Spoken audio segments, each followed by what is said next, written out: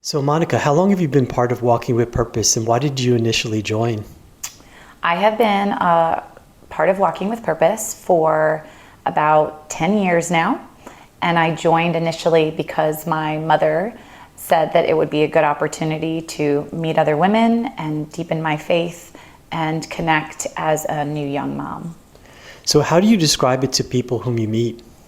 I describe it as my oxygen mask. I may not be showered or have had a proper breakfast, but I come and I am able to be a better mother and wife and sister and neighbor and friend afterwards. Wow. So describe what a typical meeting is like. Well, first we fuel your body and then we fuel your soul. We welcome you with a cup of coffee and a warm treat or pastry, and then we get down to business. We catch up. We talk about how's everyone doing for about 10 to 15 minutes. If you're at my table, 30 minutes. And then we go right into the study, which is learning more about Scripture and applying it to our lives. And then ending with prayer intentions, which is great because you have a bunch of women storming heaven on your behalf. That sounds amazing. So how has being part of Walking with Purpose affected your faith life? In thinking about this question, I brought this.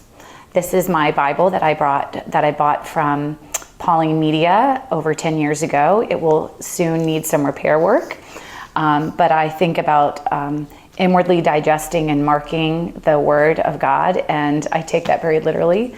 And Walking with Purpose has taught me that the pages within this book is everything I'll ever need. It's a love story. It's about failed parenting, rebellious children, just success and struggle, but ultimately God's love plan.